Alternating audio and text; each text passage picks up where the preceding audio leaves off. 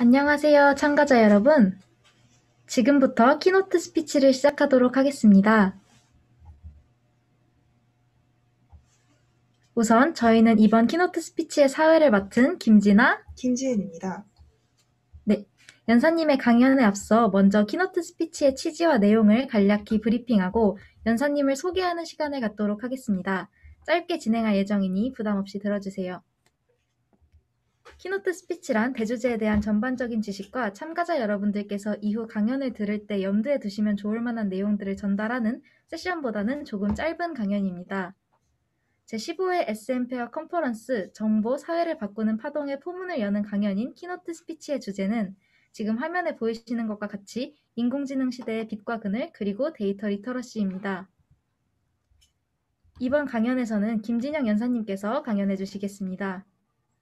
김진영 연사님께서는 현재 스냅 본사의 데이터 과학자로 재직 중이시며 마이크로소프트 본사의 빙 검색 엔진 부문 연구자로 근무하시며 데이터 과학과 관련한 다양한 업무를 맡으시기도 했습니다. 자세한 양력은 PPT 화면을 참고해 주시기 바랍니다. 안녕하세요. SM페어 컨퍼런스 참석자 여러분. 저는 키노트 스피커를 맡은 김진영입니다. 소개를 잘 해주셔서 제가 이렇게 더할 건 없을 것 같고, 저는 컴퓨터 사이언스 공부를 하고 데이터 사이언스 그리고 인공지능 검색 관련된 일을 했고, 그다음에 이런 식으로 조금 제가 배운 내용을 공유한다던가 하는 걸 좋아합니다. 그래서 오늘은 그 인공지능 딥러닝 얘기를 좀 해볼 텐데요. 사실은 굉장히 많은 관심을 가지신 주제고, 그래서 사실은 보통은 이제 인공지능이 굉장히 좋다, 우리나라가 굉장히 IT 강국이 되어가고 있다, 이런 식의 말씀을 들으셨을 텐데, 사실 한국이 굉장히 인공지능에 대한 관심이 거의 세계적인 수준입니다. 제가 이제 데이터를 다룬 사람이다 보니까 데이터로 말씀을 드리자면은, 여기가 이제 한국 검색 그 트렌드를 구글에서 뽑아본 건데요. 알파고와 이세돌의 이제 격돌이 이때 있었죠. 그 이후로 이제 원래는 이제 인공지능보다 빅데이터가 훨씬 더 관심을 갖는 검색어였는데, 이때를 이유로 이제 인공지능이 완전히 추월을 했죠. 그래서 이제 우리나라가 이런 상황이고, 이제 데이터 사이언스라는 이제 단어는 사실 거의 관심이 없으신 것 같아요. 근데 이제 검색어를 전 세계적으로 보면은 사실은 이 트렌드가 굉장히 다르거든요. 그러니까 빅데이터가 아직도 굉장히 위에 있고, 그다음에 여기 아티피셜 인텔리전스가 올라가고는 있지만은, 최근에 오히려 데이터 사이언스가 이제 인공지능, AI보다 더 많이 검색을 받고 있죠. 이제 그게 사실은, 그러니까 저는 이 트렌드가 알려주는 거는 이제 우리나라가 굉장히 인공지능에 관심이 많다. 특히 이제 그 중에 딥러닝에 관심이 많으세요. 그래서 이제 딥러닝이 머신러닝보다 우리나라의 경우에는 검색어 순위가 높고요. 그래서 전 세계적으로는 그게 반대거든요. 그래서 이제 그게 어찌 보면 우리나라가 굉장히 트렌드를 앞서가고 새로운 기술을 빨리 받아들이고 이제 그런 건 참 좋아요, 그렇죠? 근데 이제 그게 꼭 좋은 점만 있느냐? 어, 저는 이제 인공지능의 일탈이다, 이렇게 좀 표현을 할 수 있는 것 같은데, 사실은 저 같은 경우는 이제 기술 쪽으로 일을 하다 보니까 그 인공지능의 어떤 부작용이나 이제 그런 위험성에 대해서도 굉장히 조금 생각을 하는 편이거든요.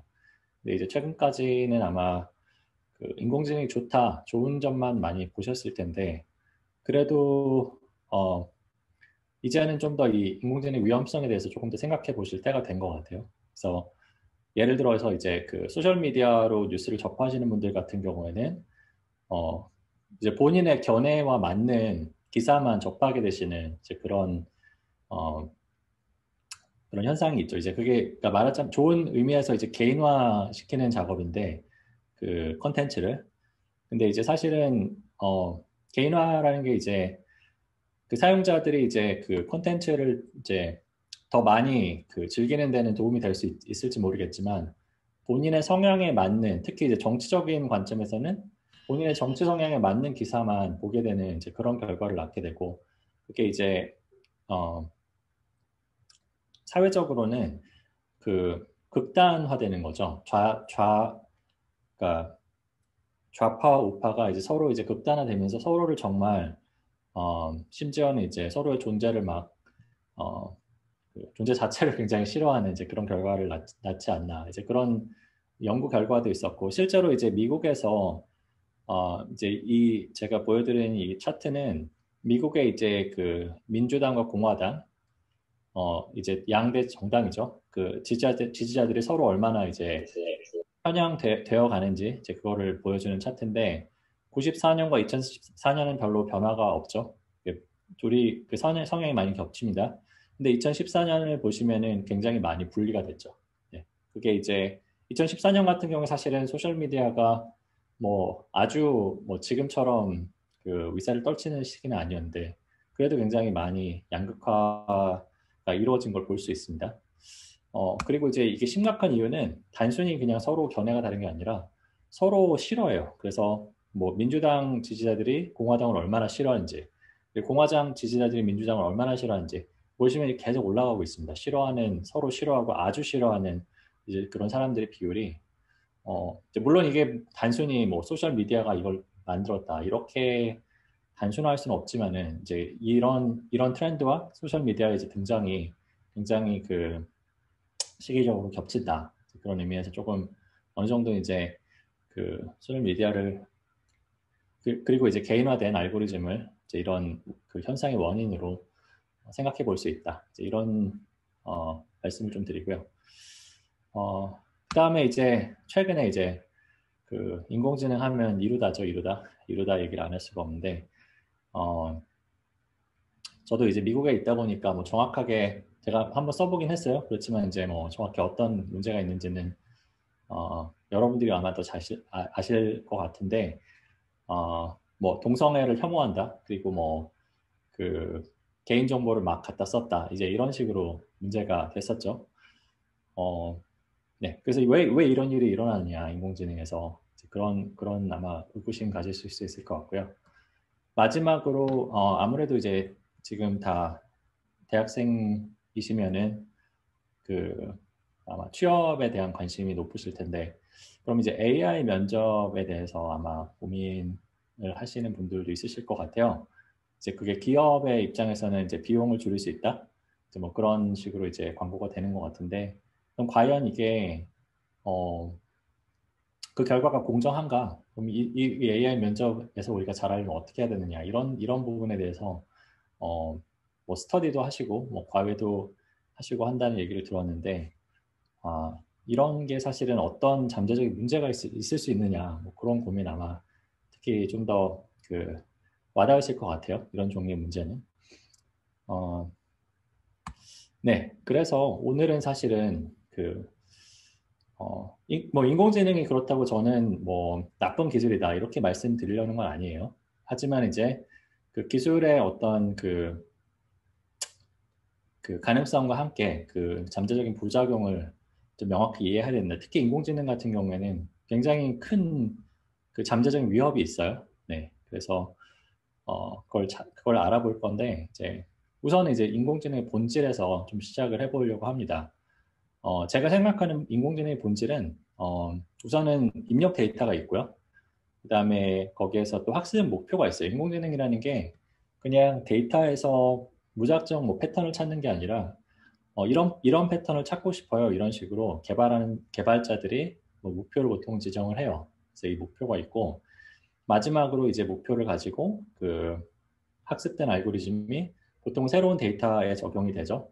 그러니까 예를 들어서 조금 제 사례를 좀 이따 살펴볼 텐데, 그 인공지능 개발의 이제 프로세스 관점을 살펴보면은, 같은 얘기인데, 입력 데이터가 그리고 학습 목표와 함께 알고리즘을 만드는데 그 사용이 되고, 그 다음에 이 학습 알고리즘이 어떤 새로운 데이터에 적용된 연산 결과가 보통은 이제 마지막에 이 피드백 루프가 있어요. 그래서 연산 결과가 평가가 되고, 그것이 바로 다시 입력 데이터 혹은 학습 목표를 설정하는데 반영이 됩니다. 그래서 이런 그 순환 구조가 인공지능 개발의 프로세스라고 할 수 있고요. 그러면은 이 사례를 다시 한번 살펴볼게요. 이 프로세스 관점에서 우선은 소셜 미디어의 뉴스 피드는 입력 데이터의 경우에는 사용자 클릭 데이터라고 볼 수 있고, 그다음에 학습 목표는 보통은 이제 대부분 소셜 미디어 회사는 광고 회사예요. 그래서 이제 여러 가지 광고가 콘텐츠와 함께 뜨죠. 그래서 광고 클릭 혹은 재방문율을 높이는 학습 목표를 보통은 세우고요. 여기서 이제 그 문제가 되는 거는 중독성이 높은 콘텐츠, 그러니까 그 사용자들이 좀 더 반응하는 오래 그 머무는 콘텐츠를 보여주다 보면은 개개인의 편향이 강화된다, 양극화가 일어난다, 정치적으로 예를 들어서. 그다음에 이제 또 중독을 일으킬 수 있죠. 재방문율이 높다, 재방문율을 극대화했을 경우에 이제 사용자 입장에서 그게 중독이 되는 거죠. 그런 이제 부작용이 그래서 나오는 것이고, 그다음에 이제 AI 챗봇 같은 경우에는 대화 기록 입력 데이터고, 학습 목표는 뭐 여러 가지가 있을 수 있겠지만은 뭐 흥미있는 답변, 그리고 혹은 뭐 최대한 인간 같은 답변을 뭐 생성해야겠다, 그런 식으로 목표를 세울 수가 있는데, 그런 경우에 사실은 입력 데이터 자체가 대화 기록이고, 제가 알기로는 이제 카카오톡 대화를 썼다고 해요. 그러면 이제 카카오톡 대화에 들어간 어떤 종류의 편견이 학습이 되는 거죠. 그게 이제 뭐 동성애에 대한 편견, 이런 식의 결과로 나타날 수 있는 겁니다. 그리고 이제 마지막으로 AI 면접 같은 경우에는 과거 면접 결과가 이제 입력 데이터가 될 수 있을 것이고, 그 보통은 AI 면접을 최종 합격 단계에서 쓰지는 않는 것 같죠. 그래서 1차 선발을 이제 AI 면접을 통해서 하고, 그 다음에 이제 그 최종 면접을 사람이 한다고 치면은 최종 합격 결과가 가능성이 높은 사람들을 선발하는 것이 효율성 면에서는 좋겠죠. 그래서 그게 학습 목표라고 하면은 이제 이 상황에서도 그 입력 데이터가 기존 채용 학사 그 담당자들의 판단 결과이기 때문에 그 기존 사람들의 편향이 그대로 들어간다는 거죠. 뭐 특정한 뭐 지역, 성 혹은 뭐 출신 학교가 될 수도 있고, 이제 그런 그 사람들의 편향이 그대로 이제 알고리즘에 들어간다는 겁니다. 그래서 어찌 보면은 이제 저희가 제가 방금 말씀드렸던 그런 이제 부작용들은 예상이 되는 거예요. 이런 그 입력 데이터, 학습 목표를 가지고는 그런 부작용이 일어날 수밖에 없는 겁니다. 어쨌든 이게 그러면 왜 문제인가 생각을 해볼 수 있죠.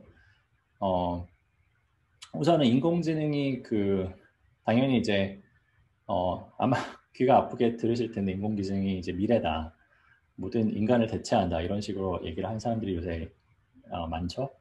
그래서 뭐 저는 꼭 인간을 대체한다 이런 말엔 동의하지 않지만은 그 사회적 영향력과 그 분야가, 그 적용 분야가 확대 일로 있는 건 맞습니다. 그래서 중요한 문제고요. 그 다음에 이제 또 인공지능의 편향, 이런 얘기를 들으면은 아니 사람도 편향이 돼 있는데 왜 알고리즘이 편향되는 게 문제냐, 이렇게 보통 이렇게 말씀하시는 분들이 계세요. 이번에 그 이루다의 경우에도 아니 뭐 사람들이 그렇게 얘기한 거 그냥 각 듣고 얘기하는 건데 왜 우리가 문제를 삼냐. 근데 이제 사실 저는 사람이 그러니까 몇몇 사람들이 편향된 거랑 인공지능이 편향은 좀 다른 차원인 것 같아요. 왜냐면은 사람들의 이제 편향 같은 경우에는 그 영향이 굉장히 제한적이죠. 그 편향된 사람이 예를 들어 5%라면 그 5%를 아는 사람만 그 영향을 받겠죠. 하지만 그 챗팟이 예를 들면 편향된 답변을 하고 그 챗팟과 100만 명이 대화를 한다. 그 100만 명이 영향을 받는 거예요. 그렇죠? 그런 의미에서는 인공지능의 편향은 훨씬 더 특정 개인의 편향보다는 중요한 그러니까 훨씬 더 중요하게 심각하게 생각을 해야 된다, 이런 말씀 드리고 싶고요. 그다음에 이제 또 이제 이런 문제 해결이 어려운 이유는 인공지능이 사실은 내가 이렇게 동작해요, 이렇게 알려주는 게 아니죠. 예를 들어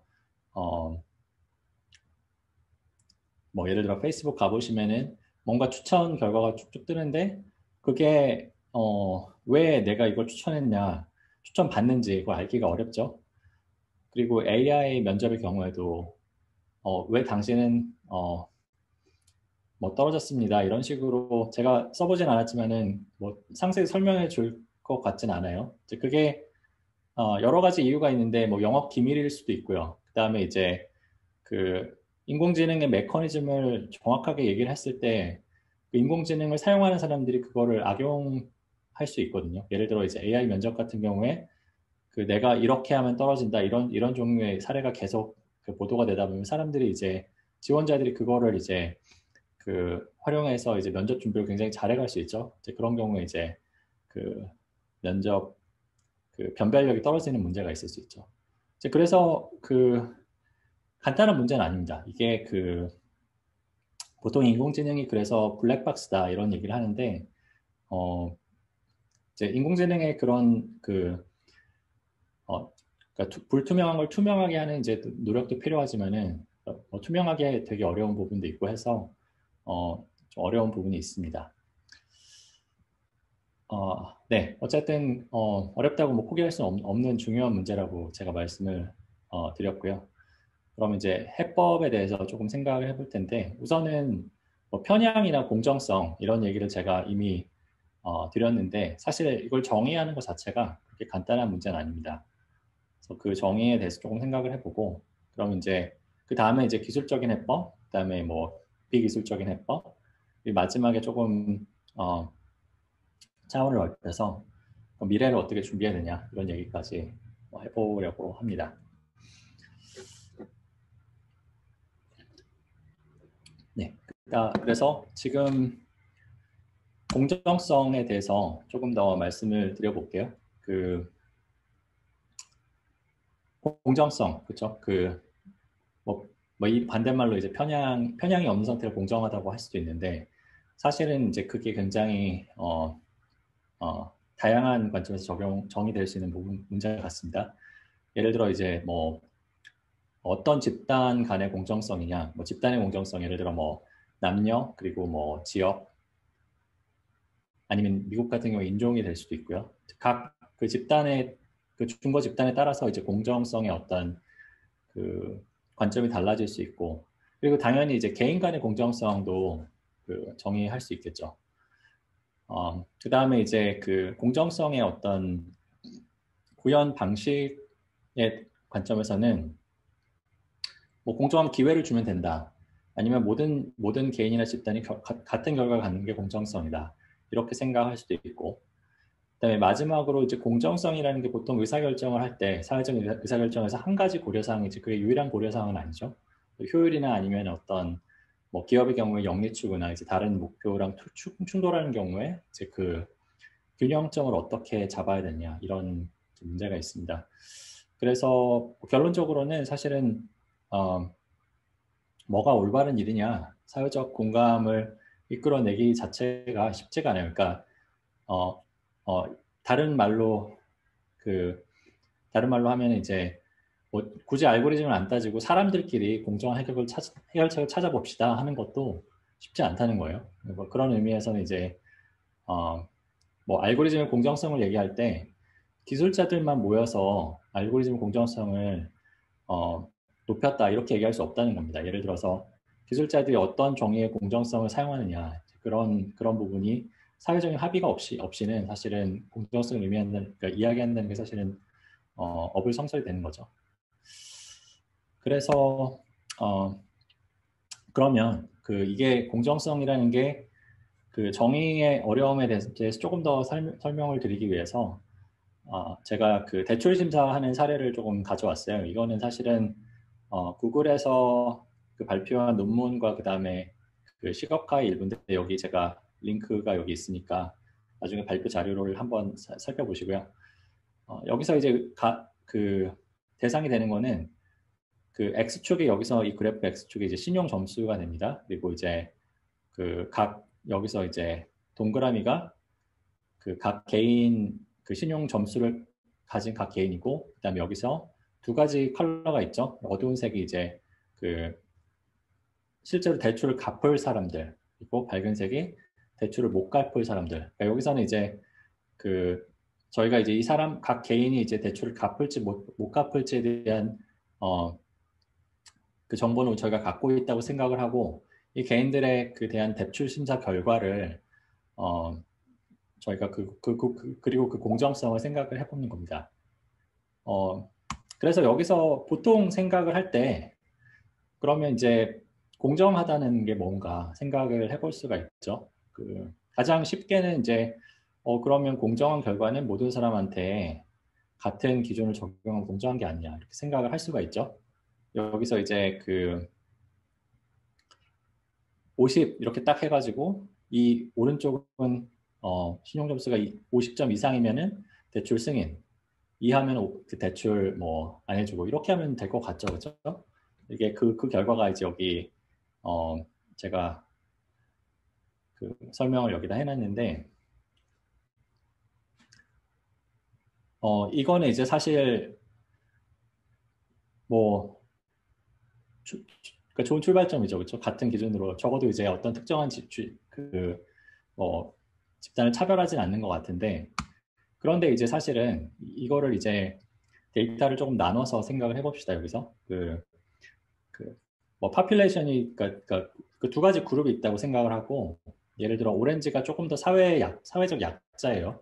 미국의 경우에 이제 뭐 흑인이 될 수도 있고 그런데 오렌지를 보시면 오렌지 그 집단의 신용점수 분포를 보시면은 조금 더 왼쪽으로 치우쳐 있어요.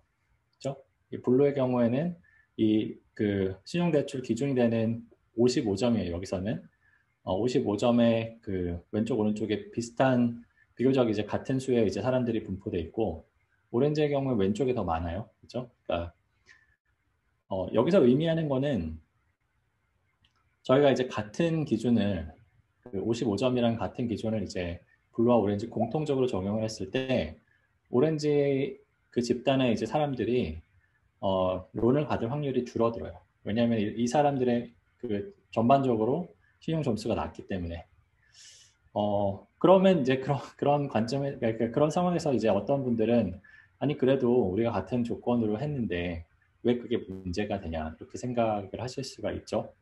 하지만 이제 그러니까 기회 균등에 보면은 여기서 이제 중요한 거는 이제 같은 기준을 적용을 했을 때 블루의 경우에는 그러니까 여기 아까 말씀드렸듯이 짙은 색깔에 있는 사람들이 대출을 갚을 사람들이에요. 갚을 사람들 중에서 대출을 실제로 허가 받은 사람의 비율이 블루의 경우에 예를 들어 한 80%가 되죠. 대부분의 사람들은 블루 파퓰레이션에서 대출을 받았어요. 실제로 론을 페이한 사람들이. 근데 오렌지 그룹에서는 실제로 나중에 론을 페이한 사람들 중에 절반 정도만이 대출을 받았어요. 그러니까 여기서 의미하는 거는 내가 예를 들어 오렌지 그룹이야. 그러면은 내가 능력이 있는데도 내가 대출을 받을 수 있는 확률이 절반밖에 안 된다는 거예요. 뭔가 이상한 것 같죠. 그게 이제 어떤 의미에서는 이제 기회의 균등을 보장하지 않는 거예요. 같은 그룹별로 그룹에 관계없이 같은 기준을 적용을 하는 게 왜냐하면 이제 특정한 사회적 집단마다 어떤 이런 신용 결과 점수 그러니까 얼핏 공정해 보이는 신용 점수마저도 공정하지 않을 수가 있는 거예요. 따라서 공정하지 않은 기준을 그러니까 점수를 가지고 같은 잣대를 들이대면은 이렇게 공정하지 않은 결과가 적어도 기회균등 관점에서는 나올 수 있다는 겁니다. 그래서 기회균등을 보장하고자 하면은 블루 집단에 좀 더 높은 기준을 적용을 해야 돼요. 이렇게 하면은 두 집단이 여기 보시는 것처럼 적어도 이제 론을 갚은 사람들 기준에서는 같은 비율의 사람들이 대출 심사를 허가를 받는 걸 보실 수가 있습니다. 네, 여기까지 제가 드리고 싶은 말씀은 동일한 기준이 공정한 기준이 아니다. 이제 그런 거죠. 이 그림에서 사실은 좀 아마 이해가 빠르실 텐데 왼쪽을 보시면은 이제 키가 서로 다르죠, 그죠? 사람들 키가 다른데 이제 같은 높이에 이제 받침대를 주고 오른쪽은 이제 키에 따라서 다른 높이의 받침대를 준 거죠. 영어로는 사실은 이 왼쪽처럼 모든 사람을 똑같이 기계적으로 대하는 거를 이퀄리티라고 하고 보통 이제 많이 아시는 단어고 오른쪽처럼 그러니까 각 개인의 상황을 고려해서 결과적으로 이제 좀 더 이제 공정한 예를 들어서 이제 야구를 모두가 볼 수 있는 그런 상황을 만들어주는 거를 이제 에퀴리라고 그래요. 에퀴리. 그래서 이 두 가지가 다른 개념이고 실제로 그 공정성을 알고리즘의 공정성을 얘기할 때는 에퀴리 관점에서 얘기를 해야겠죠. 왜냐면은 이 왼쪽의 경우에 사실은 그러니까 말하자면은 사회적으로 좀 더 약자에 속하는 그룹이 이 그룹일 텐데 이 그룹의 사람들은 뭐 자기가 잘못해서건 아니건 간에 그 불평등의 어떤 불평등한 대접을 받아왔는데 그게 이제 이런 식의 상황이 계속되면은 불평등이 계속 강화되는 거예요, 그렇죠? 그런 의미에서 사회적 그 불평등을 왼쪽의 경우에는 사회적 불평등이 강화되는 결과를 낳고 오른쪽의 경우가 돼야지 그러니까 에퀴리 혹은 그 에퀴러블이라고 해요. 이런 오른쪽의 그 상황을 그런 상황을 만들어 줘야지 이제 그런 사회적으로 이제 좀 불평등이 해소가 되는 결과가 장기적으로 나오겠죠. 네, 그래서 그 이퀄리티랑 에퀴리의 차이를 조금 생각해 보시는 거를 조금 말씀을 드리고 그 다음에 이제 다른 그 논점은 이제 제가 아까 처음에 이제 이 그림을 보여드렸을 때 여기선 전혀 문제가 안 보이죠. 그러니까 이 전체적인 그 분포를 봤을 때는 괜찮은 이제 특정한 이제 threshold를 정해서 대출 심사를 해주는 게 괜찮은 솔루션 같은데 이제 이게 그룹별로 이걸 봤을 때 이제 문제가 나오는 거죠. 그래서 데이터를 그러니까 만약에 나중에 혹시나 이제 이런 비슷한 일을 하실 때 항상 이제 데이터를 전체적으로 보는 것뿐만이 아니라 이제 그 그룹별로 예를 들어 그 본인의 회사에서 만드는 이제 알고리즘이 이런 계층별 어떤 그 차이를 불평등을 이제 포착시키는 결과를 안다면 좋지 않은 일이겠죠. 이제 그런 의미에서 데이터를 이제 전체적으로 뿐만이 아니라 이런 그 집단별로 보는 게 굉장히 중요하다. 문제 해결의 출발점이다. 이런 말씀 좀 드리고 싶고요. 네. 그다음에 이제 조금 더 기술적인 해결책을 제가 말씀을 드리려고 해요. 시간이 30분인데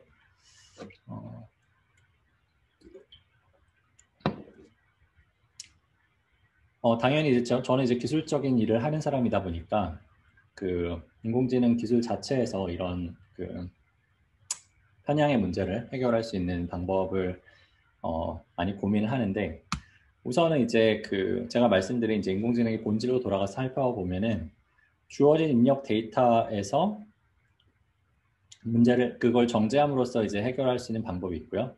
그 다음에 이제 두 번째로 학습 목표 관점에서 학습 목표에다가 이제 공정성, 투명성 이런 다른 가치를 추가하는 방법을 생각해 볼 수 있고 마지막으로 이제 그 알고리즘의 결과물을 평가하고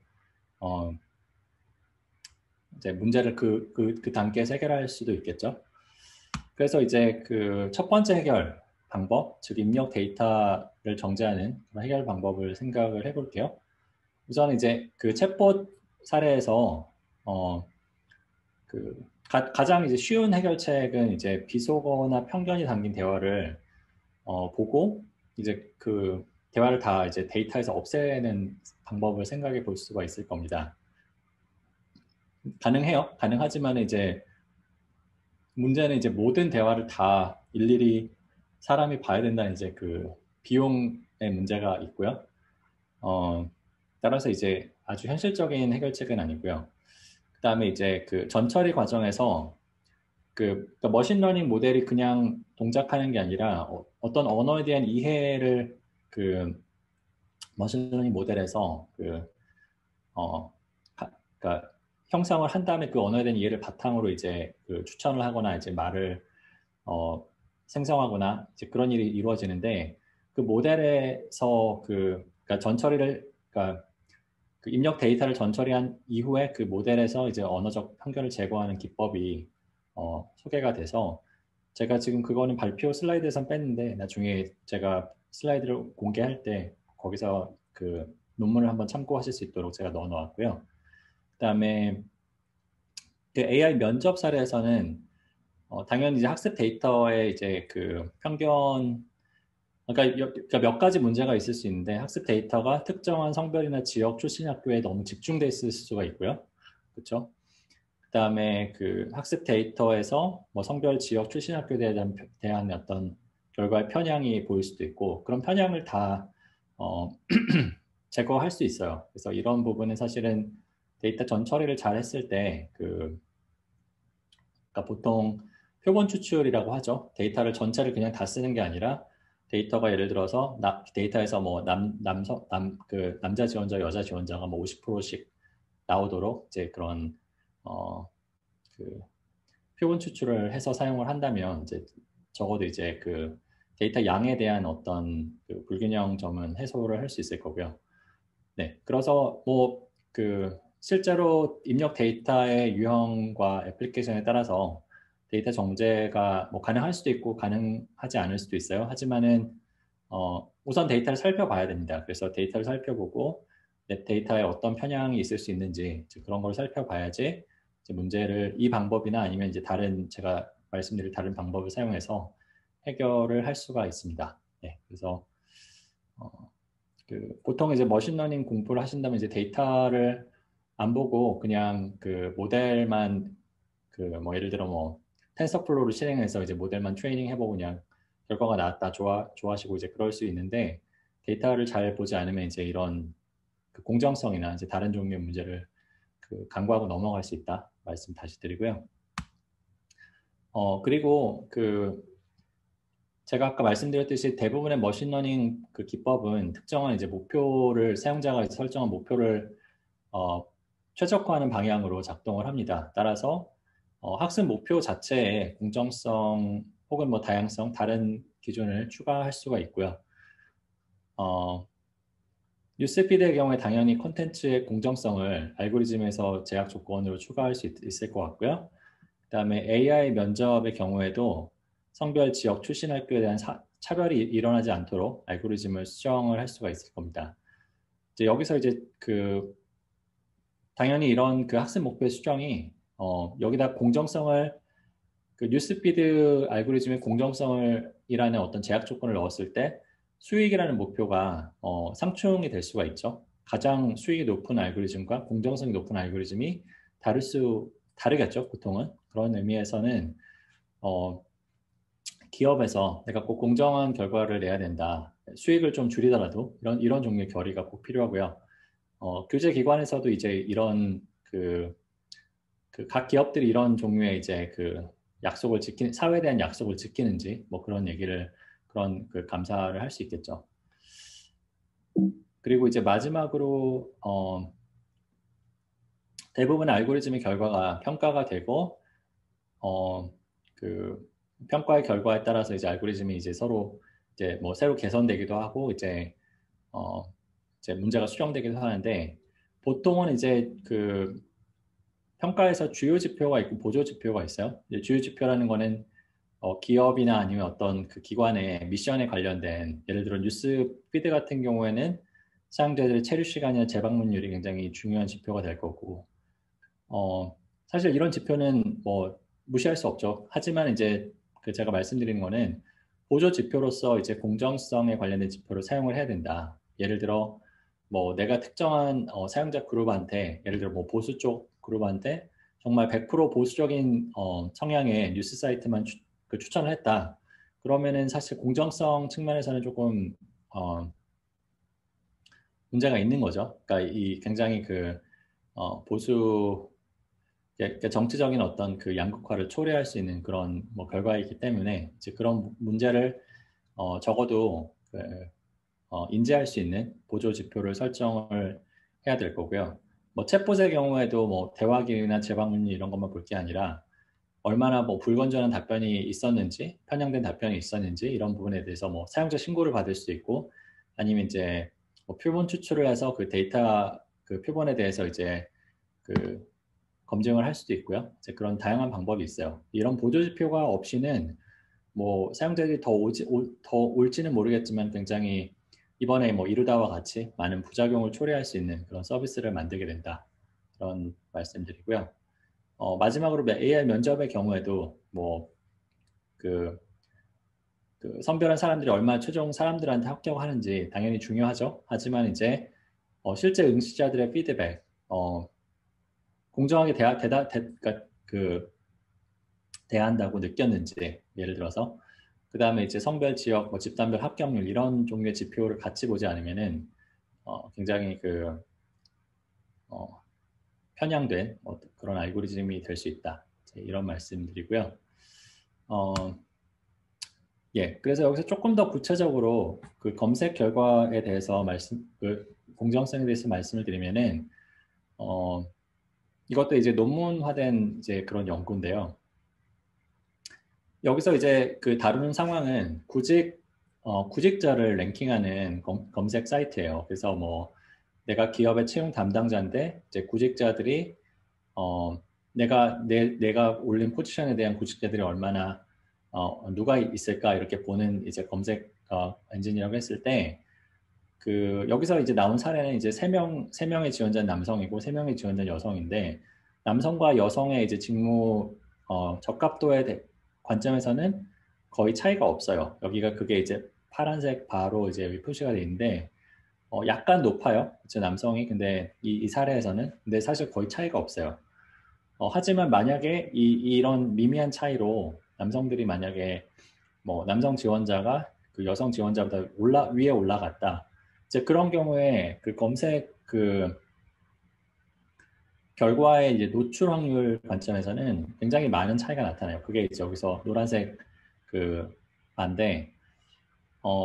보통 사람들이 검색 결과를 위에서부터 아래로 스캔하면서 사용을 하죠. 그래서 만약에 뭐한 명을 뽑는데 제일 위에 있는 사람이 좋다 그러면 그 사람이 그냥 인터뷰를 받겠죠. 이제 그런 의미에서 공정성을 고려하지 않은 검색 랭킹의 경우에는 굉장히 이 사례에서는 적어도 이제 남성 지원자들한테 훨씬 인터뷰 결과가 많이 가는 그런 결과가 나온다는 겁니다.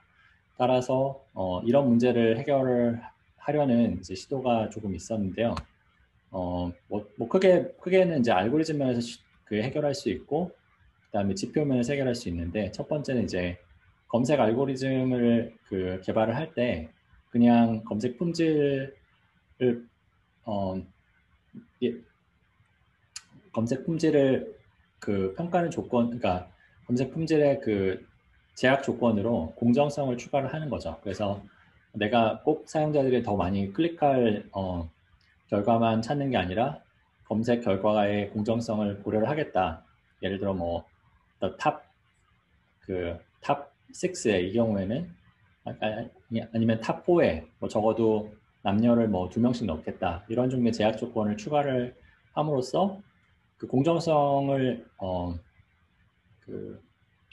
고려를 할 수가 있다는 거죠. 그다음에 이제 다른 측면은 이제 알고리즘은 일단 나왔고 검색 결과에 이제 지표를 이제 품질을 평가하는 지표 관점에서 내가 공정하게 하고 있는지 그런 걸 얼마나 공정하게 하고 있는지를 지표화할 수 있는데 예를 들어 이제 전체 구직자의 성비가 50%가 남성이고 50%가 여성이다. 그러면 이제 우리가 뭐 4에서 여기 전체 상위 4명에서 남녀가 50%가 들어갔는지 아니면은 뭐 남성만 들어갔는지 여성만 들어갔는지를 지표화할 수 있다는 겁니다. 그래서 그런 지표가 제가 여기 소개한 논문에 소개가 되어 있고요. 그래서 이제 요약을 하자면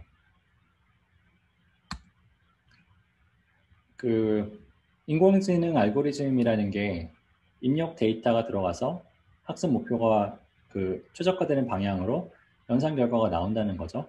따라서 이제 입력 데이터, 학습 목표, 알고리즘의 결과물 관점에서 다 이제 공정성이라는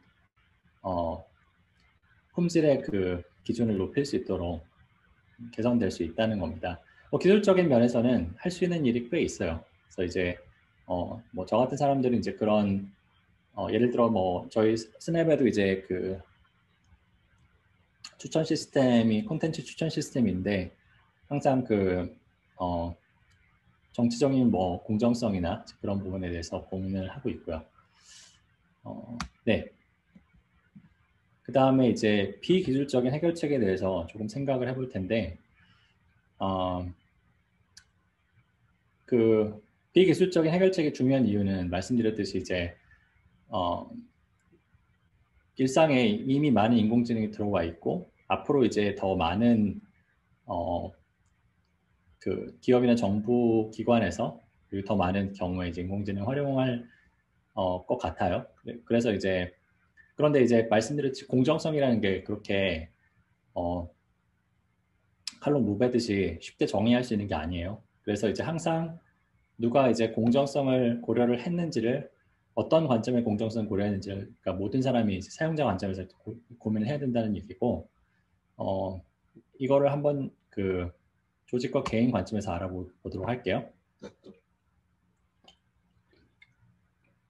우선은 이제 조직 그 관점에서는 그러니까 인공지능의 윤리 기준 그런 이야기가 요새 많이 들리는데 예를 들어 제가 뭐 근무했던 MS에서는 최근에 인공지능의 그 윤리 기준이다 하고 이렇게 여러 가지를 내놨어요. 뭐 거기에 이제 뭐 fairness, 그다음에 safety, 뭐 privacy, accountability, transparency, inclusiveness 이런 식으로 여러 가지 기준이 있고 우리가 이런 그 여러 가지 기준 척도에서 윤리적인 인공지능 만들겠다 이렇게 그 얘기를 하고 있죠.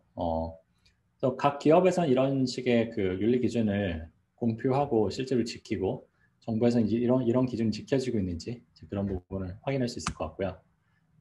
개인 입장에서도 사실 할 수 있는 일이 굉장히 많아요. 그러니까 여기서 이제 데이터 리터러시라는 말이 중요한데 사실 저는 이제 소비자라는 개념이 좀 좁은 의미에서는 뭐 제품을 사는 사람이 소비자지만은 인공지능 예를 들어 뭐 어떤 앱을 사용하는 사람도 소비자잖아요. 뭐 그런 의미에서 내가 사용하는 제품이나 서비스에 인공지능이 어떻게 사용되고 있는지 소셜 미디어 피드에 어떤 그 나오는 결과들은 다 인공지능이에요. 뉴스 추천 서비스에 사용되는 그 결과 다 인공지능이고 그런 서비스에 인공지능이 어떻게 사용되고 있고 인공지능이 사실은 그러니까 개인이 관심을 가져야 되는 이유는 그 인공지능이라는 게 대부분 그 컨텐츠를 개인화하는 데 사용이 되거든요. 그래서 전체적으로 잘 드러나지가 않아요. 그러니까 내가 말하자면 내가 그 나한테 주어진 결과가 그 얼마나 편향되어 있는지는 내가 가장 잘 알 수 있다는 겁니다. 그런 의미에서 내가 그 예를 들어 특정한 사이트를 봤는데 그 사이트에 나오는 콘텐츠가 나한테 굉장히 편향된 어떤 사고방식을 가져온다. 이런 종류의 인식도 굉장히 도움이 되는 그러니까 서비스를 개발하는 입장에서는 도움이 되는 뭐 피드백이 될 수 있고요. 당연히 이제 사회적으로 이제 이런 피드백이 모였을 때 그런 서비스의 어떤 공정성이 조금 더 제고될 수 있는 가능성이 생긴다고 말을 할 수 있을 것 같습니다. 예를 들어서 이제 그 예전에 그 이거는 이제 그 몇 년 된 사례긴 한데 여기 이 학생이 이제 그 학부생일 때 얼굴 인식 알고리즘을 이제 에다가 자기 얼굴을 넣어봤을 때 자기 얼굴이 안 되는 거예요. 근데 이제 본인이 하얀색 가면을 쓰니까 얼굴이 인식이 되는 거예요. 그게 이 학생이 굉장히 그 당연히 붕괴를 했죠. 그 다음에 이제 이거를 이제 뭐 그때 제가 알기로는 구글 얼굴 인식이었는데 구글한테 리포팅을 하고 그다음에 나중에 이 학생이 실제로 그 알고리즘의 이제 공정성을 그 미국에는 흑백이 굉장히 큰 문제이기 때문에 확보하는 어떤 연구자의 길을 걸어요. 네, 그래서 굉장히 많은 걸 바꿔놨어요. 그래서 나중에 회사들이 다 사과를 하고 이제 흑인 백인한테 모두 작동이 되는 그런 이제 얼굴 인식을 내놓았죠. 네, 그래서 개인의 노력이 상당히 많은 걸 바꿀 수 있다 이런 생각을 저는 하고요. 그다음에 이제 마지막으로 뭐 공정성 얘기를 제가 많이 드렸고 우리는 이제 어떤 그 인공지능 시대라고 하는데 어떻게 이제 준비를 할 수 있을까?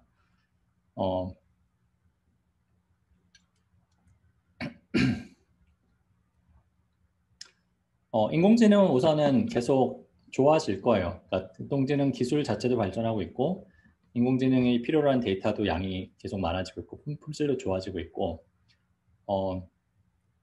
따라서 이제 사회 그 더 많은 영역에서 데이터 인공지능 기술이 보편화될 거고 근데 이제 제가 또 드리고 싶은 말씀은 그럼 모든 사람들이 인공지능 전문가가 돼야 되느냐 모든 사람들이 다 전공을 바꿔서 뭐 컴퓨터 사이언스를 해야 되느냐 이렇게 물어보실 수도 있는데 오히려 기술이 발전하기 때문에 그런 인공지능 전공자가 덜 필요할 수 있다. 저는 그런 말씀을 드리고 싶거든요.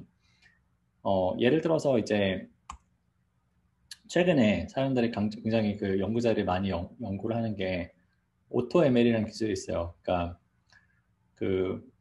이게 말하자면은 인공지능 알고리즘을 완전 자동으로 개발을 해주는 거예요. 물론 여기에 이제 여러 가지 제약 조건이 아직은 있는데 예를 들어 굉장히 많은 데이터가 필요하고 컴퓨팅 파워가 필요하고 하지만 기존에 이제 그 인풋 데이터가 있고 아웃풋 데이터가 있고 이 사이에 들어간 여러 가지 이제 그 프로세스가 있는데 이 가운데를 다 자동화를 해줘요. 그게 의미하는 거는 뭐 데이터 사이언티스트, 뭐 인공지능 엔지니어 이런 사람들 할 일이 별로 없는 거예요. 적어도 이제 데이터 굉장히 많고 굉장히 많은 컴퓨팅 파워를 쓸 수 있다면 이런 식으로 자동화된 알고리즘을 가질 수 있다는 거예요. 그리고 이런 알고리즘 성능이 나쁘지가 않아요. 그러니까 그게 의미하는 게 뭐냐?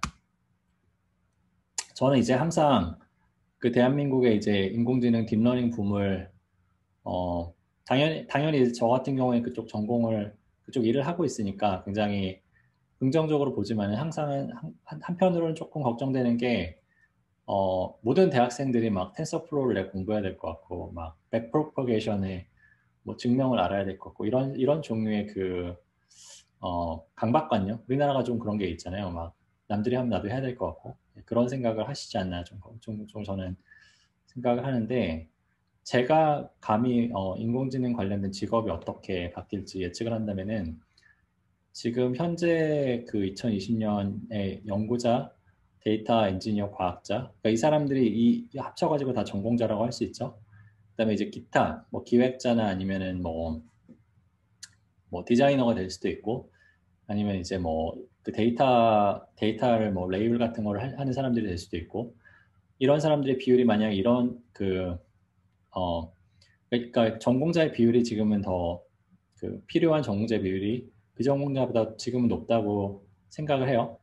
근데 이제 저 같은 경우엔 뭐 한 예를 들어 5년에서 10년 사이에 이 위에 그 전공자보다 비전공자들이 훨씬 더 많이 필요한 그런 시대가 되지 않을까 저는 생각을 합니다. 뭐 물론 이렇게 정확한 수치를 들을 수는 없지만은 제 느낌에는 왜냐하면 이 연구자들과 엔지니어들이 하는 일이 굉장히 예전보다 편해졌고 10명이 할 수 있는 일을 1명이 할 수 있게 됐고 뭐 그런 의미에서는 모든 기업이 굉장히 뭐 큰 팀의 어떤 뭐 머신러닝 엔지니어를 가지고 있어야 되고 이제 그런 건 아니라는 거죠.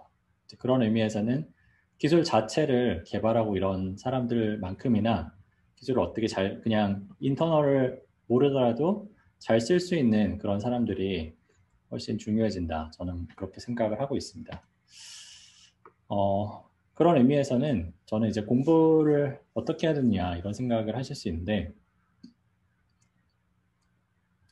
기술의 뭐 세부사항보다는 내가 이 기술이 뭘 할 수 있고 이 기술이 왜 유용한지 이런 고민을 더 하시라고 그러니까 말씀을 드리고 싶어요. 그러니까 그래서 그런 의미에서 예를 들어 뭐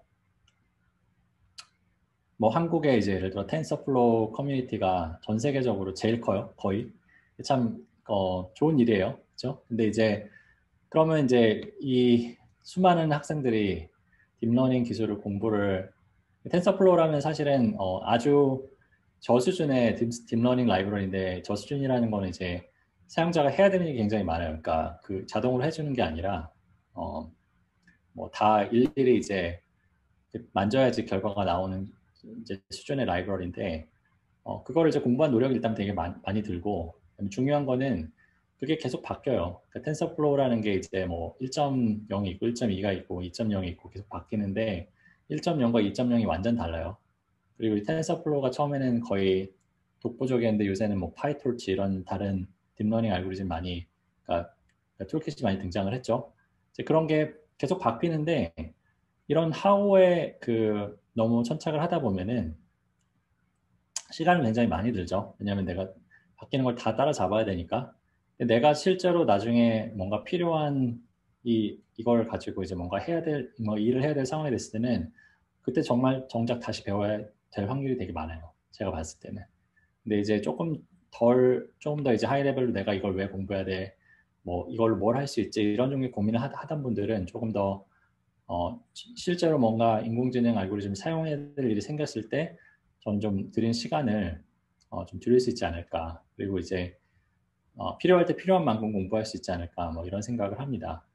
어, 그리고 뭐 이건 조금 더 이제 뭐 구체적으로 뭐 요새는 뭐 논문도 있지만은 책도 있고 뭐 영상도 있으니까 같이 보시고 그다음에 뭐 논문이랑 코드가 있는 걸 보시라. 이건 조금 더 이제 좀 세부적인 얘기고 어쨌든 제가 드리고 싶은 말씀은 전공자 전공자면 뭐 당연히 좋고요. 인공지능 관련된 전공하시는 분은 그게 아니라도 이제 굉장히 관련된 일을 할 수 있는 방법이 많아지고 장벽은 계속 줄어든다고 생각을 해요. 그래서 이제 그런 의미에서 전혀 뭐 걱정하실 건 없고 하지만 이제 관심을 갖고 계셔야겠죠. 이제 계속 뭔가 이 인공지능 시대에서 뭔가 일을 하시려면은 네, 그래서 그런 메시지를 좀 전하면서 마무리할까 합니다. 네, 좀 더 제가 사실 오늘은 시간 관계상 좀 더 하이 레벨로 말씀을 드렸는데 제가 그 제 유튜브 채널에 좀 더 그 테크니컬한 발표 영상이 있고요. 그다음에 제가 하는 팟캐스트에서도 굉장히 공정성 얘기를 많이 하고 있고 그다음에 이제 제가 말씀드린 관련 서적이나 아니면 이제 넷플릭스에 있는 다큐멘터리인데 한번 보시면 좀 더 세부 사항을 아실 수 있지 않을까 생각을 합니다. 네, 그럼 발표는 여기까지 하고